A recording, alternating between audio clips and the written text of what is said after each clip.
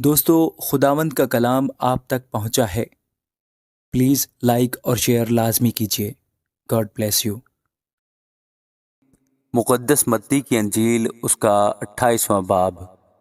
اور سبت کے بعد ہفتے کے پہلے دن پو پھٹتے وقت مریم مگدلینی اور دوسری مریم قبر کو دیکھنے آئی، اور دیکھو ایک بڑا بھونچال آیا، کیونکہ خداوند کا فرشتہ آسمان سے اترا اور پاس آ کر پتھر کو لڑکھا دیا اور اس پر بیٹھ گیا۔ اس کی صورت بجلی کی مانند تھی، اور اس کی پوشاک برف کی مانند سفید تھی، اور اس کے ڈر سے نگہبان کانپ اٹھے اور مردہ سے ہو گئے۔ فرشتہ نے عورتوں سے کہا، تم نہ ڈرو، کیونکہ میں جانتا ہوں کہ تم یسوع کو ڈھونڈتی ہو جو مصلوب ہوا تھا۔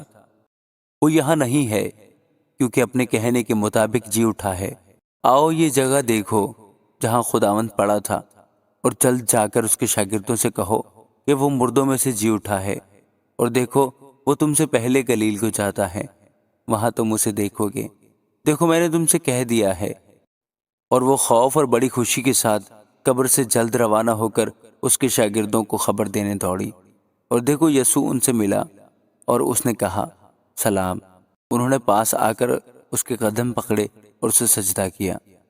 اس پر یسوع نے ان سے کہا، ڈرو نہیں، جاؤ میرے بھائیوں سے کہو کہ گلیل کو چلے جائیں، وہاں مجھے دیکھیں گے۔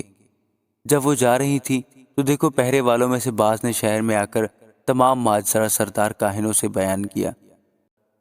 انہوں نے بزرگوں کے ساتھ جمع ہو کر مشورہ کیا اور سپاہیوں کو بہت سا روپیہ دے کر کہا، یہ کہہ دینا کہ رات کو جب ہم سو رہے تھے اس کے شاگرد آ کر اسے چرا لے گئے، اور اگر یہ بات حاکم کے کان تک پہنچی تو ہم اسے سمجھا کر تم کو خطرہ سے بچا لیں گے۔